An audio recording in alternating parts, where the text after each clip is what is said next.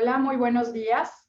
Bienvenidos al Journal Club de esta semana. Soy la doctora Elmaicela Fuentes Lara, soy residente de primer año de Alergia e Inmunología Clínica. Quiero agradecer a la doctora Cindy Elizabeth de Lira Quesada, quien fue mi asesora durante la preparación de estos dos journals. Ambos están enfocados en el angioedema. El primero es el angioedema mediado por inhibidores de la enzima convertidora de angiotensina. Este journal fue publicado en la revista The International Immunopharmacology con un factor de impacto de 3.493. Su fecha de publicación fue reciente, en junio de este año, y hasta el momento lleva una citación. Su autor principal es el doctor Vincenzo Montinaro, quien actualmente trabaja en la División de Nefrología en el Consorcio Policlínico del Hospital Universitario, en Bari, Italia. Hasta el momento, este autor lleva 107 publicaciones y 1.635 citaciones. Los inhibidores de la enzima convertidora de angiotensina, recordemos que son medicamentos que se utilizan de manera muy común, sobre todo para tratar a pacientes que padecen de hipertensión arterial sistémica. Estos pueden ser utilizados ya sea solo o combinados con algún diurético para tratar alguna afección específica. De hecho, alrededor de 40 millones de personas en todo el mundo pueden recibir tratamiento con un IECA. En Estados Unidos, uno de los medicamentos más prescritos es el lisinopril, y en Europa, uno de los medicamentos que más se prescriben es el ramipril. Recordemos que tienen un efecto antihipertensivo, pero también los inhibidores de la enzima convertidora de angiotensina van a ejercer protección contra órganos en diversas afecciones. Por ejemplo, en la diabetes mellitus, en la insuficiencia cardíaca o también en la enfermedad renal crónica. En estas enfermedades pueden ser utilizados. En un metaanálisis reciente también se descubrió que estos medicamentos pueden reducir la mortalidad cardiovascular y por todas las causas en pacientes mayores de 65 años. Pero recordemos que no todos los medicamentos son inocuos, entonces presentan efectos secundarios. Dentro de los principales se encuentran la tos, la presencia del angioedema y también alteraciones en el potasio. En esta parte les puse una mnemotecnia que básicamente está enfocada en el captopril, en donde se presenta la presencia de tos, el edema, proteinuria, alteraciones del gusto, fatiga, dolor de cabeza, incremento de los niveles de potasio, alteraciones renales, prurito y en algunas ocasiones desde la primera dosis pueden presentar alteraciones de la presión arterial, en este caso presión arterial baja. El angioedema relacionado con inhibidores de la enzima convertidora de angiotensina es una forma adquirida de angioedema que va a ser mediado por bradicinina. Se ha visto que aumenta el riesgo en comparación con el placebo a 2.29 veces más y de otros tratamientos activos hasta 2.79 veces más. Vamos a ir platicando a lo largo de este journal sobre estas cosas. La localización más frecuente va a ser en el rostro, sobre todo la lengua, los labios y la mucosa oral, pero también se puede localizar en órganos abdominales. También lo vamos a abarcar más adelante. En la mayoría de los casos el tratamiento va a ser retirarlo, y porque esto previene o reduce de manera drástica la recurrencia de angioedema hereditario. De angioedema. Sin embargo, es muy probable que a pesar de que se suspende el tratamiento, el paciente pueda presentar episodios incluso meses después.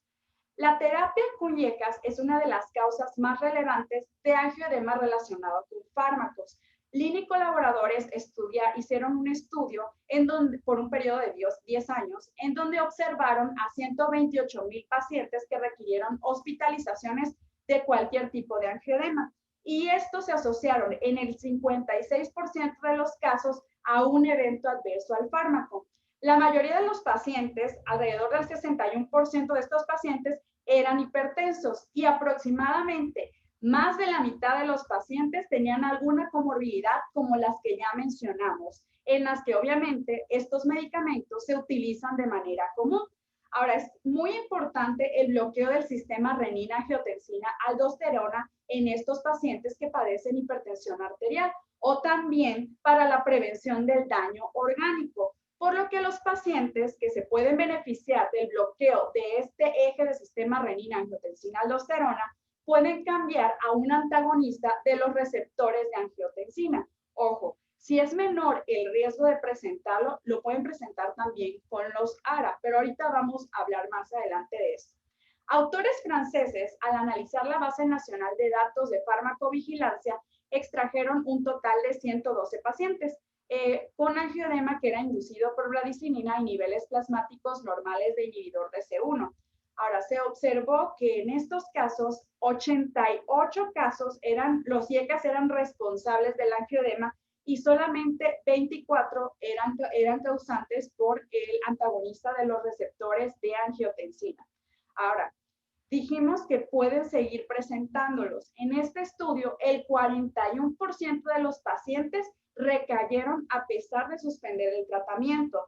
Por eso, en la historia clínica, no solo es importante observar qué medicamentos están consumiendo, sino también qué medicamentos se pudieron consumir previamente, claro, en pacientes con angioedema. La mortalidad, aunque el cuadro clínico a veces es muy aparatoso, es muy poco común. Hay un aumento que se ha observado en Estados Unidos que afecta sobre todo con mayor frecuencia a pacientes de raza afroamericana en tratamiento con IECA, pero aún así el riesgo de mortalidad continúa siendo bajo.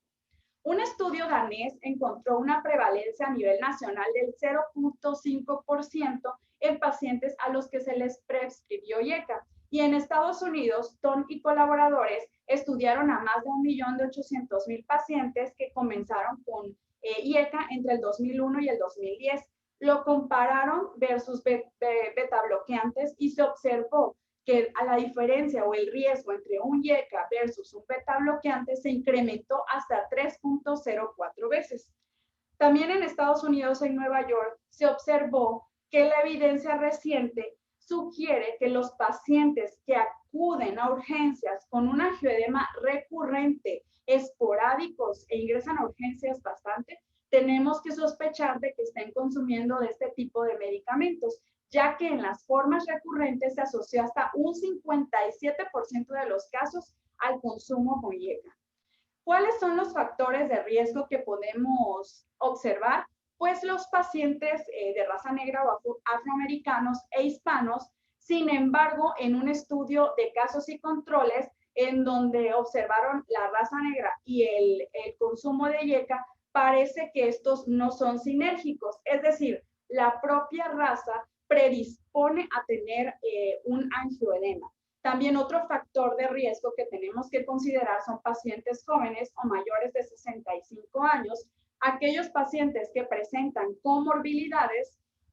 Los bloqueadores de los canales de calcio administrados juntos con IECA también pueden incrementar el riesgo hasta un 57%, tabaquismo, incluso el sexo femenino.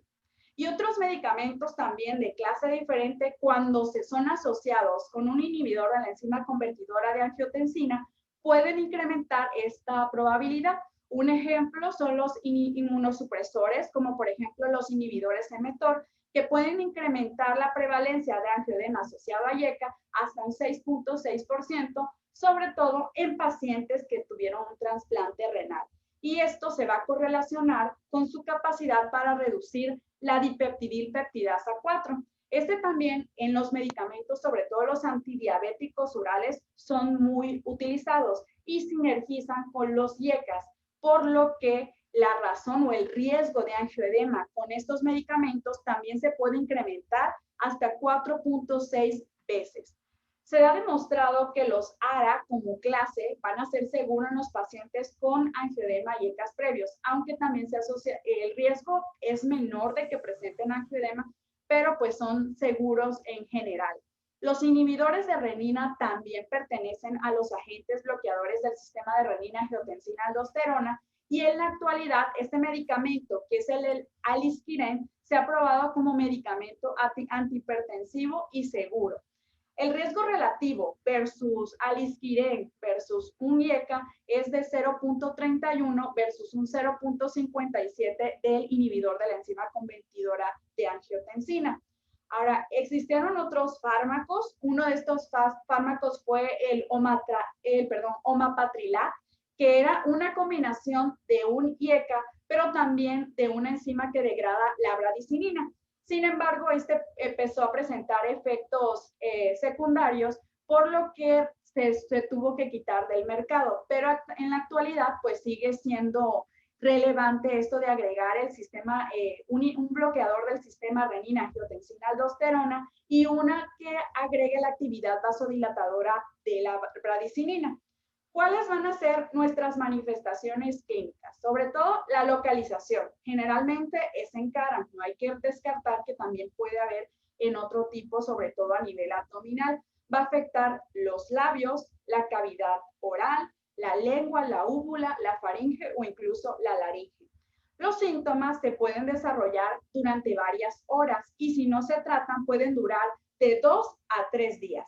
Ahora, si no provoca obstrucción, se autolimita y se va a resolver de manera espontánea. ¿Cuándo sospecharlo? Normalmente aparece al comienzo del tratamiento, a las pocas semanas o a los pocos meses de haber iniciado el tratamiento. Sin embargo, también puede ocurrir a partir de varios meses o incluso años. Así que parte de la historia clínica aquí es el interrogatorio dirigido. Hay una serie de casos de datos agrupados de 6 series de casos que son importantes, en donde se recabaron 812 pacientes con angioedema por IECA. Estas son las gráficas que encontramos. Encontramos que la localización más frecuente va a ser en los labios, en el 65% de los casos, en la lengua, en el 55% de los casos, en la cara, en las regiones subcutáneas, en un 25%, y por último, en la faringe o la laringe, que afecta más o menos al 29% de estos pacientes. La localización en la lengua va a ser típica, pero hay que tener siempre vigilancia, ya que un edema muy grave puede producir o puede interferir con el flujo de las vías respiratorias superiores. Lo que se ha observado, esta es una estadística, los puse en 3 bloques, que menos del 10% de los pacientes que acuden a urgencias con angioedema inducido por IECAS van a requerir intubación. De todos estos pacientes que llegan, más del 40% requieren hospitalización y al menos entre un 11 a un 35% de estos pacientes van a requerir ingreso a una unidad de cuidados intensivos. El angioedema, ya les había comentado, que pues puede afectar las mucosas y ciertas veces las mucosas de las vísceras abdominales. ¿Cómo las podemos sospechar? Mediante la presencia de náuseas, vómitos, calambres y obviamente en la mayoría de los casos también la presencia clínica de las manifestaciones en la cara. Una tomografía de abdomen realmente nos puede servir solo de manera informativa para darnos alteraciones patomorfológicas. Y aquí viene un poquito de patogenia de lo que les quiero hablar. Nosotros sabemos que es probable que el angioedema inducido por IECA esté mediado por bradicinina, que ya lo hemos visto en anteriores journals. La bradicinina es un nonapéptido que es escindido por este cininógeno de alto peso molecular que básicamente es activado por la acción de la calicreína, que previamente fue activada por la precalicreína. Esto que va a generar la presencia de bradicinina, mayor vasodilatación y que en el compartimiento venular haya extravasación de líquido y por eso se produce el edema. Ahora, realmente no es tan fuerte esta evidencia, la evidencia no es tan fuerte del angioedema inducido por IECA, pero se cree que esta es la principal mediador. Ahora, en el angioedema, que nosotros ya hemos visto en journals anteriores, que hay una deficiencia de C1 y los niveles plasmáticos de bradicinina aumentan, normalmente lo que pasa es que este cininógeno de alto peso molecular que va a degradar a la bradicinina, hay una escisión, se degrada pues. Sin embargo, en el angioedema inducido por IECA, más bien hay una reducción del catabolismo de este cininógeno de alto peso molecular.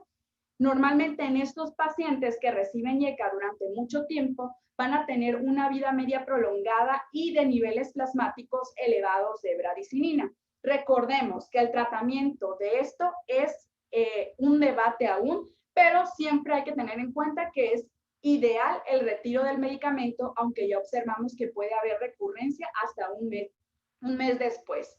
Ahora, los pacientes que se refieren a urgencias y que tienen un edema importante de cara, mucosa oral y de las vías respiratorias, deben de ser evaluados por un otorrinolaringólogo. En presencia de signos que preceden, por ejemplo, asfixia o datos de dificultad respiratoria, se tendrá que valorar el inicio de la ventilación mecánica.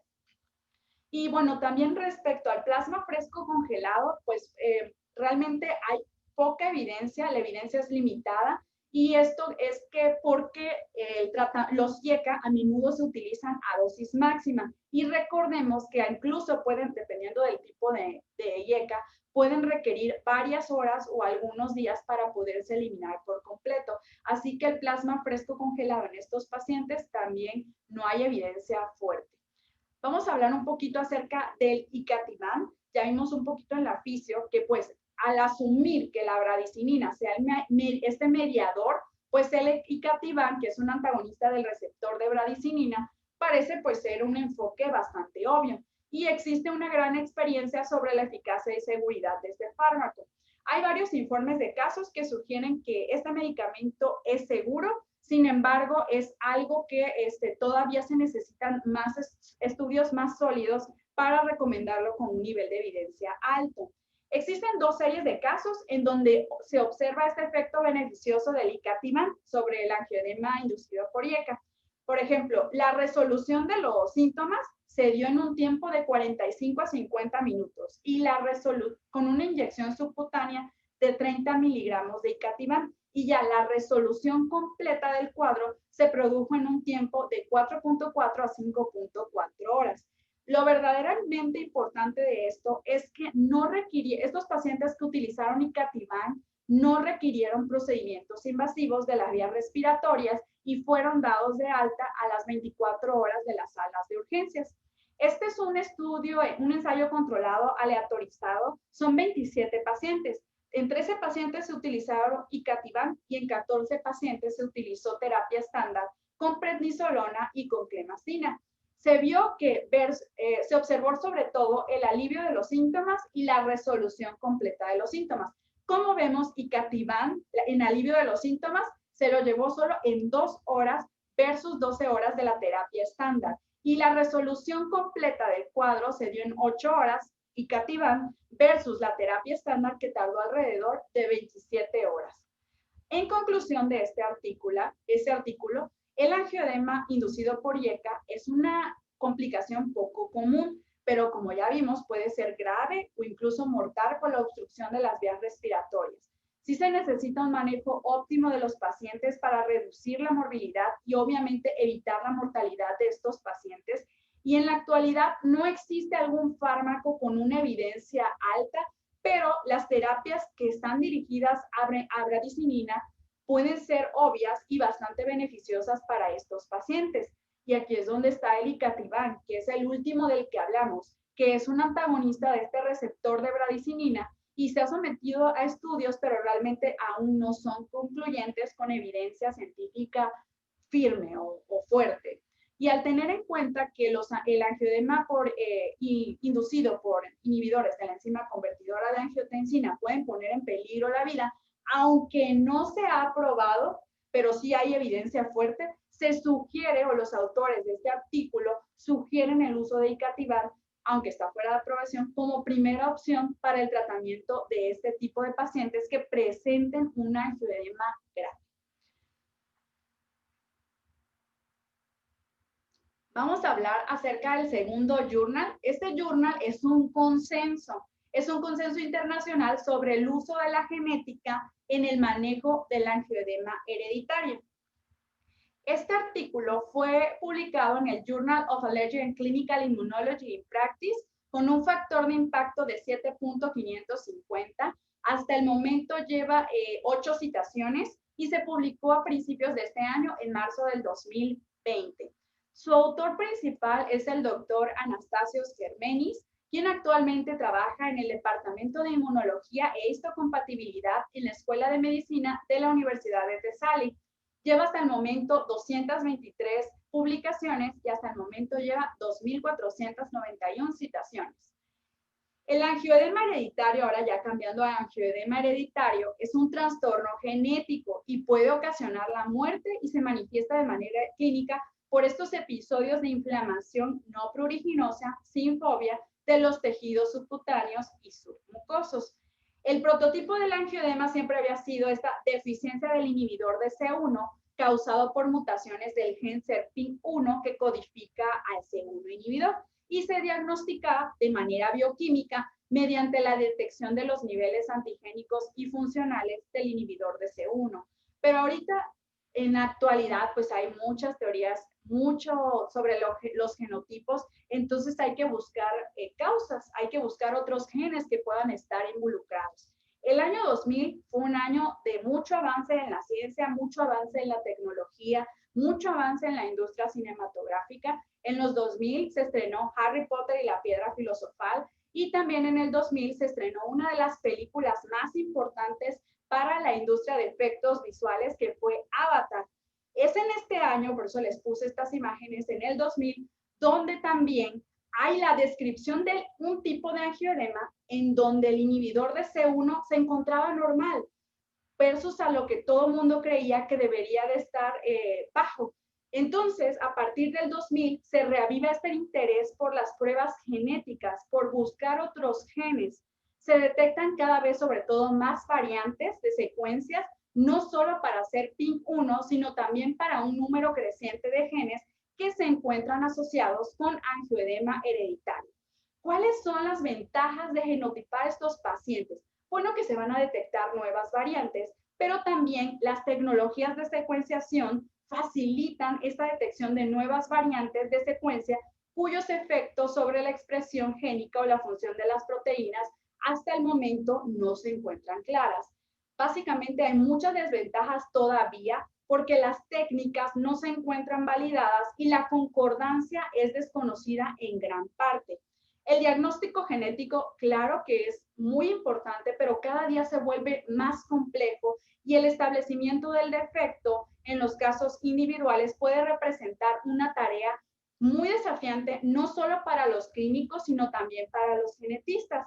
Es por eso que surge este artículo, que es este consenso, que es un documento que es dirigido de manera principal a los médicos que tratan a pacientes con angioedema hereditario, con la finalidad de facilitar esta comunicación, que haya un consenso global, que todos hablemos el mismo idioma.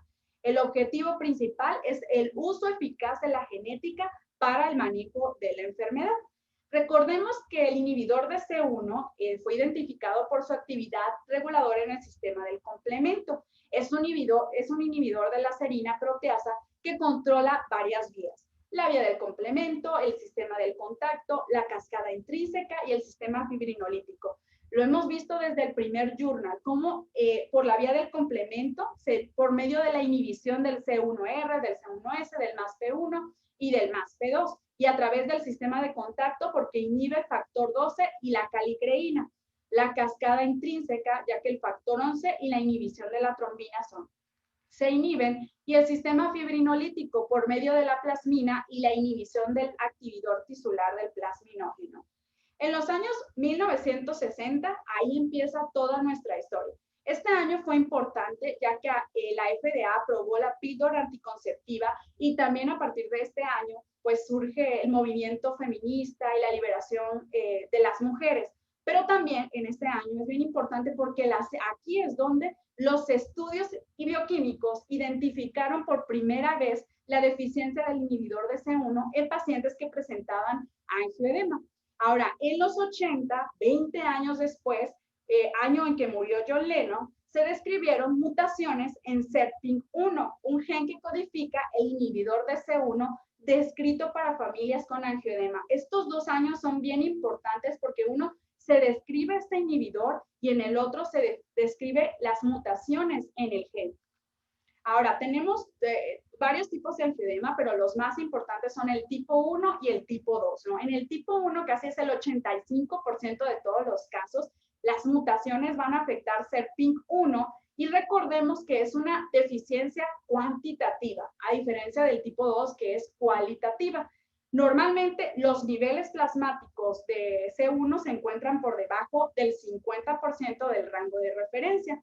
Es una enfermedad autosómica dominante y la mayoría de los pacientes portan mutaciones heterocigotas en SERPINC1. Los niveles plasmáticos de inhibidor de C1 suelen oscilar más o menos entre el 5 al 30% de lo normal de estos pacientes. Ahora, las mutaciones se encuentran en SERPINC1, más o menos se han descrito 567 variantes, que son estas. 544 de estas variantes causantes de angioedema hereditario. De las que se han encontrado, 5 pueden ser como causantes de probable que causan la enfermedad y 18 de estas variantes lo que se ha observado es que se han asociado a inmunodeficiencia primaria y también a degeneración macular. El angioedema hereditario de tipo 2, las mutaciones que afectan de manera principal al exón 8 de SERPINC1, lo que conduce es a una secreción de una proteína que es disfuncional y solo se describe una mutación fuera del exón 8 para este tipo de angioedema. El 5% de los casos de angioedema con inhibidor de C1 no se pudo detectar ninguna mutación en la región codificante del gen SERPINC1. Son bien importantes aquí los modelos animales. ¿Por qué? Porque demuestran que evidentemente la bradicinina conduce a una mayor permeabilidad vascular en la deficiencia de este inhibidor, que hay una mayor sobreexpresión del receptor beta 2 de bradicinina, que conduce a una mayor permeabilidad vascular y a un mayor riesgo de edemas intestinales. Este es un nuevo modelo de ratón deficiente de inhibidor de C1. Aquí se utilizó terapia génica en este paciente. ¿Qué se hizo? Se puso una única infusión intravenosa, obviamente de un vector viral adenosociado que expresaba un gen SERPINC1. Recordemos, en un ratón deficiente de inhibidor de C1. ¿Cuáles fueron los resultados? Que se elevaron los niveles de inhibidor de C1 durante un tiempo de 24 semanas y se anuló el fenotipo de aumento de la permeabilidad vascular con reducción de la fuga vascular en la piel y de los órganos internos, es decir, menor presencia de angioedema.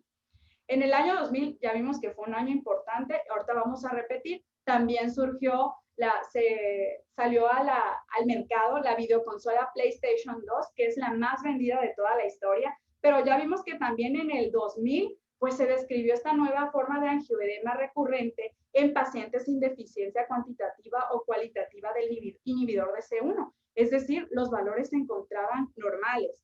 ¿Qué se observó? Que esta nueva variante se observaba sobre todo en mujeres que no presentaban urticaria, se encontraba asociado a un C4 normal y los niveles elevados de estrógeno, es decir, pacientes que estaban en tratamiento anticonceptivo o pacientes que se encontraban embarazadas. Y esta nueva forma se le conoció como angioedema hereditario con inhibidor de C1 normal. A este se le asociaron, por ejemplo, el gen 12 que codifica el factor 12 de la coagulación, que es una proteasa de serina cuya expresión se va a incrementar por los estrógenos, de ahí que es una variante importante. Se va a encontrar implicada también en la liberación de bradicinina, ya que esta enzima que tiene la capacidad de escindir la calicreína generadora de precalicreína, que era lo que veíamos en la patología del primer artículo. Las mutaciones identificadas se van a albergar en el 15 al 30% de los casos en forma heterocigota.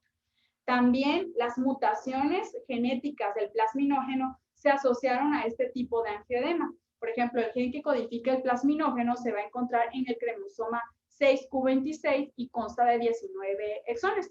Para este tipo de mutación del plasminógeno se han reportado más de 70 mutaciones que causan su deficiencia.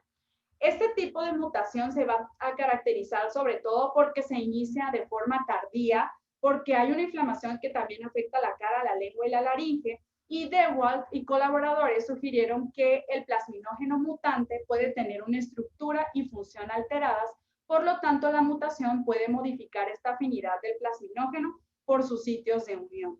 Ahora, debido a la genética, también puede haber mutaciones de angiopoietina 1. Esta también es asociada a la bradicinina con niveles de C1 inhibidor normal. Las variantes que se han encontrado en algunos individuos son estas dos. Sin embargo, no se ha demostrado que se segreguen en familias donde se han encontrado. Sí se observó que la variante, que es esta P.A-119-CERC, afecta la capacidad de la proteína funcional para ensamblar de manera correcta. Por lo tanto, la sustitución da como resultado una pérdida patógena de la función de la proteína debido a un mecanismo de haploinsuficiencia. La haploinsuficiencia es una situación en la que el individuo está clínicamente afectado por una sola copia del gen normal, porque el gen normal es incapaz de producir la proteína o también no es capaz de producir la proteína, ya sea de calidad o de cantidad suficiente para que se genere una función normal. Entonces, la haploinsuficiencia implica una mutación heterocigota, que es esto, o sea, diferentes genes, que da como resultado una única copia funcional de un gen, pero esta copia pues no puede mantener la función ni la calidad normal de la proteína. Y es por eso que surge el consenso, ¿no? Por todas estas cosas, porque están surgiendo nuevos genes. Y en el 2018 un grupo multidisciplinario se decide reunir en esta ciudad que fue Gasada, en Italia. Eran 14 expertos en genética de angioedema hereditario y manejo de enfermedades.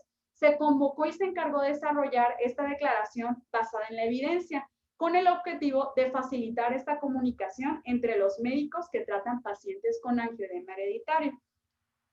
De los principales se identificaron 5 temas claves para un mayor debate. Primero, ¿cuáles iban a ser las indicaciones clínicas pues, para genotipar estos pacientes? Los métodos de detección de variantes causantes de angioedema hereditario, la curación de la patogenicidad de la variante, el genotipado, cómo se iba a realizar, y asesoramiento genético en estos pacientes. Lo que se hizo primero fue un informe de casos y números limitados, pues porque realmente no hay más. Los informes de casos y un número limitado de series fueron la principal base de la evidencia disponible para el uso de este consenso. Se elaboraron recomendaciones y todos los miembros del grupo contribuyeron sobre base de experiencia y se formuló un borrador que posteriormente se fue intercambiando. Al final de todo esto se crea el consenso. El consenso está formado de 11 pasos y tenemos que 11 declaraciones de las cuales vamos a hablar a continuación. En la declaración 1 vamos a hablar de cuáles son estas indicaciones para la genotipicación de los pacientes con angioedema. Por lo general, como ya hemos visto en anteriores journals, la genotipicación no es tan necesaria para el diagnóstico, salvo algunas excepciones. Por ejemplo, mediciones no concluyentes de niveles antigénicos o funcionales de C4 o inhibidor de C1, o el diagnóstico de la enfermedad en recién nacidos o niños o familiares que se encuentren asintomáticos. Recordemos que normalmente nosotros podemos hacer el diagnóstico con los hallazgos clínicos y los hallazgos bioquímicos, pero el cribado del gen SERPING1, aunque asequible de manera técnica y económica, no está estandarizada en muchos laboratorios. Entonces, es una de las cosas que también tenemos que considerar. ¿Cuándo realizar este estudio genético? En caso de diagnósticos de casos sospechosos o de novo, pacientes que tengan angioedema sin antecedentes familiares, o con el propósito de descartar la enfermedad en familiares asintomáticos. ¿Cuáles son las ventajas de este estudio? Que el cribado genético no se afecta por artefacto y realmente hay pocos sesgos, que puede realizarse en recién nacidos y en niños con fines de diagnóstico, sobre todo si se trata de familiares de pacientes que ya fueron diagnosticados de manera genética. También se debe considerar que los recién nacidos asintomáticos y los niños que son portadores de la misma mutación de sus familiares pueden heredarlo. Entonces, se han realizado con éxito el diagnóstico genético prenatal y la preimplantacional de angioedema por inhibidor de C1. En la declaración 2, la genotipicación es necesaria para el diagnóstico, sobre todo de estas tres variantes que ya comentamos, las inducidas por el factor 12, plasminógeno y la angiopoietina 1. Sobre todo porque si no se tiene esto, no podemos hacer el diagnóstico. Para pacientes con angioedema con inhibidor de C1 normal, es imprescindible establecerse el diagnóstico de estas solo después de la genotipicación. Y el diagnóstico de angioedema hereditario desconocido en pacientes que presentan angioedema con niveles normales depende de la ausencia de estas variantes que ya hemos estado comentando. En la declaración 3 únicamente habla acerca de la detección de variantes y la forma en la que lo dicen ellos es mediante la secuenciación de Sanger, que es la técnica más rentable y preferida cuando se realiza un cribado genético de genes únicos pequeños, como sobre todo pues los de SERPINC1. En la declaración 4, esta segregación de nuevas variantes con la enfermedad de varios miembros de la familia puede proporcionar evidencia clave sobre la patogenicidad, pero también de la penetrancia de este gen y debe realizarse siempre que sea posible. Y si se detectan nuevas variantes de SERPINC1, hay que realmente valorar si la patogenicidad tiene una evidencia moderada o fuerte, dependiendo de la estructura e informatividad de la familia. Pero todo esto se tiene que ir informando, por eso hay 11 declaraciones.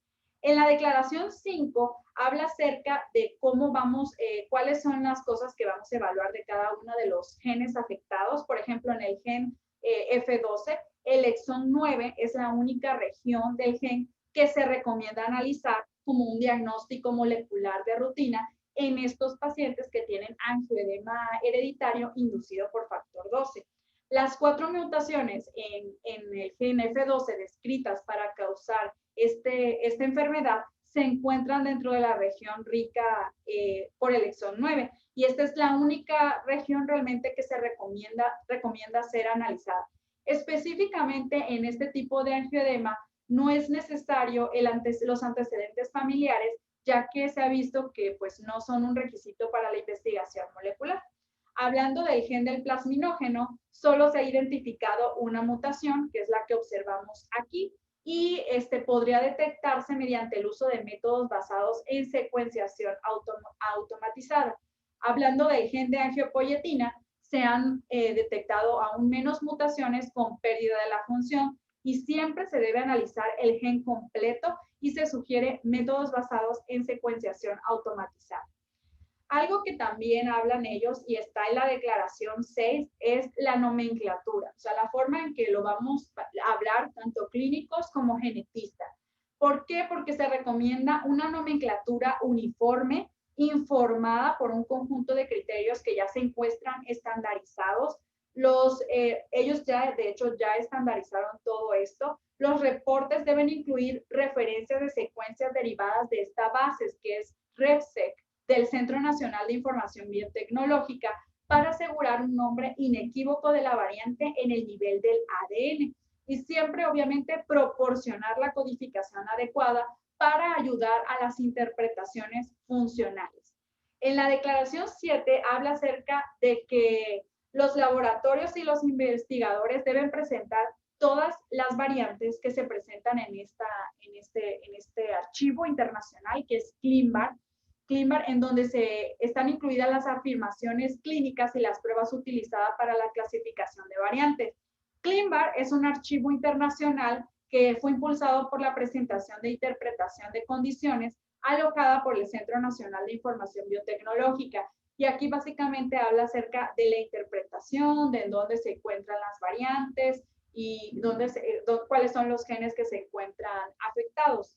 En la declaración 8, ellos recomiendan la constitución de este panel de expertos de curación de variantes de angioedema hereditario aprobado por ClinGen para ayudar a evaluar sobre todo la patogenicidad de nuevas variantes o de las mismas variantes genéticas individuales que son enviadas a ClinVar. Esto con el objetivo de diseñar y validar reglas de genes optimizados para la clasificación de variantes y presentarlo informado pues en todas estas bases que ya están centralizadas. En la declaración 9, siempre se va a alentar a los laboratorios que realicen o informen los resultados, independiente de si las variantes o los resultados pues son patógenos o no son patógenos de la enfermedad. En el 2015, de hecho, se publicó un documento de orientación de referencia adoptado para la interpretación de estas variantes. Estas pautas describen el proceso para clasificar las 5 variantes. Son 5 variantes que son patógeno, probable patógeno, significado incierto, probable benigno y benigno. Así es como se van a agrupar. Y cómo tratar los hallazgos secundarios, porque pueden surgir muchas variantes, pueden surgir cosas nuevas y realmente pueden ser patógenos o incluso ni siquiera estar descritas. Entonces, en este proceso de genotipicación de angioedema por inhibidor de C1 normal, la detección de esta nueva variante, ya sea para los genes F12, el plasminógeno o angiopoietina 1, siempre debe de ser informado a los médicos y debe pues siempre fundamentarse. Pero va a ser un panel de expertos el que va a decidir si realmente esta entra como una variante patógeno o no. Siempre debe ser evaluado, pero siempre debe ser informado. En la declaración 10 habla acerca de la genotipicación de los pacientes. Los genotipos son inequívocos, obviamente, es la genética, pero debido a las implicaciones clínicas y familiares, es importante que se tomen medidas de calidades internas en estos laboratorios que identifican estos genes. Hay varias fases que tenemos que tener en cuenta, que son la fase preanalítica, la fase analítica y la fase posanalítica de las pruebas genéticas. Y en cada una de ellas debe de haber un control estricto de la calidad. Por ejemplo, en la fase preanalítica, siempre antes de analizar, los médicos deben de proporcionar toda esta información, historia clínica, antecedentes, antes de solicitar una prueba. Ahora, también se deben de proporcionar cuáles son las indicaciones para las pruebas, incluyendo, por ejemplo, si se conocen antecedentes familiares, si el paciente tiene antecedentes pero se encuentra asintomático, y siempre, si es posible, debe aclararse el tipo de angioedema hereditario, al menos si se tratara de un angioedema, por ejemplo, con C1, con deficiencia de C1 o angioedema con inhibidor de C1 normal. Y por último, en la fase analítica, que es la fase de medio, cada laboratorio, también aquí, debe tener procedimientos estandarizados y requisitos de pruebas para el análisis de mutaciones y la notificación de resultados. Todo debe de ir con calidad, evaluación de la calidad. Siempre la evaluación externa de la calidad puede alertar a los laboratorios sobre problemas y estas deficiencias y ayudar obviamente a mejorar cuando sea necesario los procedimientos de laboratorio. Y por último, en la fase post-analítica, que es esta fase donde ya tenemos los resultados, es esta información que resulta de una prueba puede informar de la toma de decisiones clínicas. Es bien importante desarrollar y poner a disposición los recursos educativos no solo para el personal médico, sino también para profesionales de laboratorio, pacientes y familiares. Y siempre, como sugerencia, identificar y aconsejar a otros miembros de la familia, sobre todo familiares que se encuentren en riesgo. Y de ahí surge el la declaración número 11, que es el asesoramiento genético. Obviamente ya vimos que es una enfermedad genética autosómica dominante, por lo cual debe ser un asesoramiento genético donde haya una colaboración de expertos especializados en el manejo de genética humana y en el manejo de angioedema hereditario, explicarle a los padres el riesgo de que su hijo pueda tener o se pueda ver afectado por angioedema hereditario, el riesgo de las intervenciones de la prevención también, el cribado neonatal y por último también identificar qué medicamentos o cuáles son las cosas que podemos utilizar previos a la fertilización o el diagnóstico de implantación prenatal. Como conclusiones de este journal, la incorporación de nuevos hallazgos genéticos en la investigación del angioedema pues es un desafío continuo porque cada vez hay más variantes, hay descubrimiento de nuevos genes que son relevantes para el angioedema hereditario. Siempre hay que buscar que clínicos y investigadores se junten y mejoren. Obviamente eso con la finalidad de que el paciente se encuentre bien. Como conclusiones personales, el angioedema por IECA del primer artículo, del primer journal, es una reacción rara. Por ello siempre es imprescindible identificar el cuadro y algo que no se nos debe olvidar, que ante la sospecha de un tipo de angioedema ocasionado por IECA, siempre retirar el fármaco. Ahora, en pacientes que presentan hipertensión, que consulten por angioedema, que es recurrente, que llegan a urgencias en múltiples ocasiones, una historia clínica completa para identificar estos medicamentos y obviamente el retiro del fármaco. Recordemos que este puede presentarse hasta un mes después. Como conclusiones personales del segundo journal, la incorporación de estos nuevos hallazgos genéticos de la investigación de angioedema hereditario en la práctica clínica es un desafío continuo y siempre es por eso que surgió este consenso que en lo personal lo que busca es unificar criterios y está dirigido a médicos que van a tratar pacientes con angioedema para facilitar la comunicación que existe entre los comunicadores y también, entre los genetistas y entre los clínicos que son los que ven a los pacientes. Muchas gracias.